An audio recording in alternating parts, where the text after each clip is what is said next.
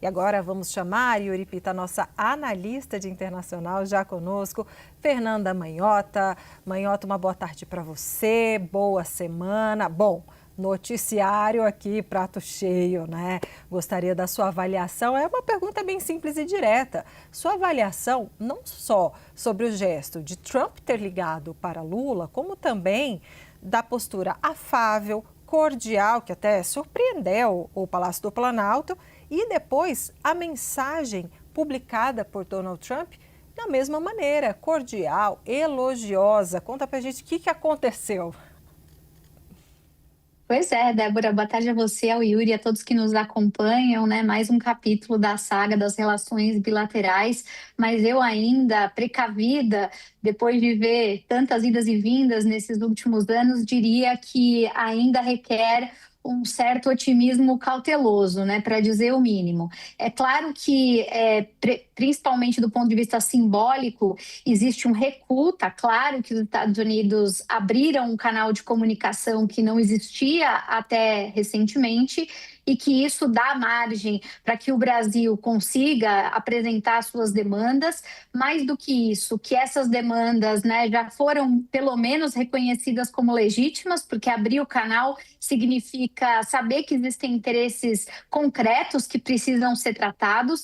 É uma vitória do pragmatismo sobre qualquer outra questão, e trazendo, em primeiro lugar, os interesses dos dois países ao centro da baila, né? Seja pelo lobby das empresas, que têm feito intensamente esse movimento, tanto aqui quanto lá, seja pelos efeitos imediatos causados, né? Pressão inflacionária, desabastecimento. Quer dizer, são vários os fatores que obrigam esses líderes a se colocar frente a frente e a trabalhar essas questões de uma maneira um pouco mais pé no chão e menos cercada de arroubos, né, ideológicos e tudo mais. Então, tudo isso para dizer que temos nessa segunda-feira uma boa notícia para as relações bilaterais. Não resta dúvida de que estamos hoje, enquanto país, numa condição de barganha melhor do que estávamos há 1 ou 2, 3 semanas atrás. Agora, por que eu digo que o otimismo ainda vem cercado de uma certa cautela?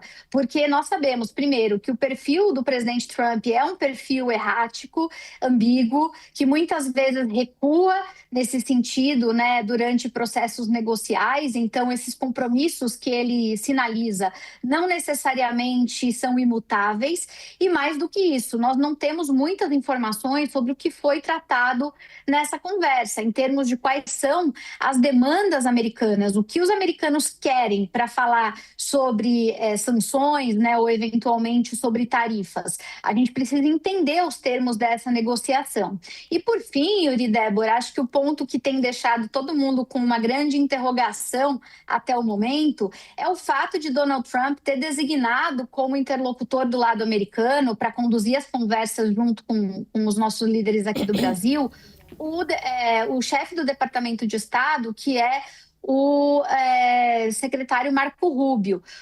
Eu conversei com muita gente nos Estados Unidos e aqui no Brasil hoje, né, ao longo dessa tarde, e curiosamente a indicação do Marco Rubio foi para alguns uma celebração, motivo de alegria, e para outros motivo de preocupação. Por quê? Porque o secretário Rubio, ele é visto por alguns como um desses representantes da ala mais ideológica do governo Trump. Então, até pela origem, né, ligada à América Latina, tem uma visão de linha dura em relação às esquerdas das Américas e tal.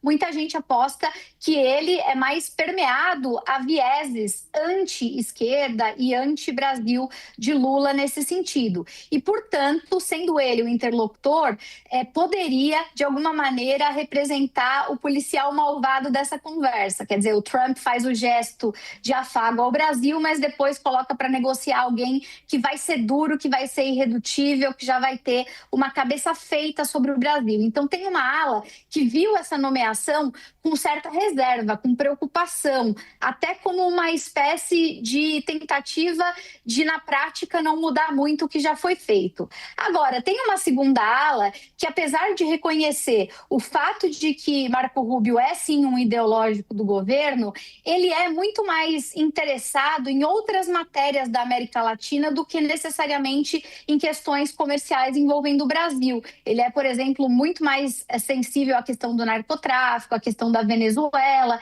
e que, portanto, sendo colocado como alguém que vai falar de economia com o Brasil, talvez ele possa, digamos, deixar para segundo plano a questão mais política. A gente não sabe qual dos dois Marcos Rubio vão prevalecer, né, Yuri e Débora? Então, eu diria que essa é a próxima coisa para a gente observar, manter no radar. Manhota, para fazer uma pergunta, complemento desse ponto que já estava na minha cabeça de perguntar sobre a escolha de Marco Rubio como o interlocutor do governo americano com as autoridades brasileiras. E a questão da influência chinesa na América do Sul e na América Latina, na sua avaliação deste canal de interlocução que é Marco Rubio?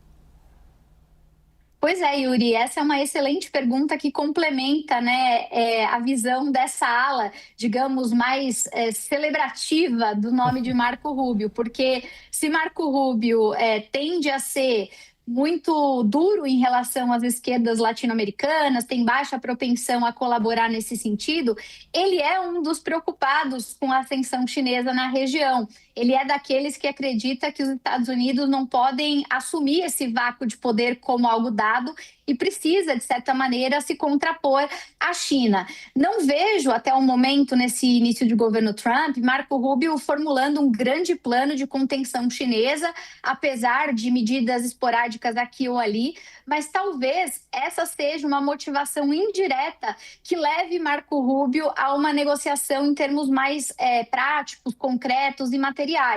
Quando a gente olha, né, para a China na América Latina ao longo dessas últimas décadas, nós estamos diante, Yuri e Débora, de uma terceira grande onda de atenção chinesa aqui na região como um todo e no Brasil em particular. A gente teve lá no início dos anos 2000 o boom das commodities, então a relação era uma relação muito mercantil, de compra e venda, de acesso ao mercado. Depois ela evoluiu, já na segunda década dos anos 2000, para uma relação muito ligada a empréstimos, né? Então foi aquela era dos chineses financiando empréstimos aqui, e agora a gente está diante da terceira onda, que é uma onda de inovação, de desenvolvimento tecnológico, de investimento produtivo. E o Marco Rubio está com os dois olhos bem abertos sabendo disso. Então talvez isso possa ser uma fonte de barganha boa para o Brasil, Yuri.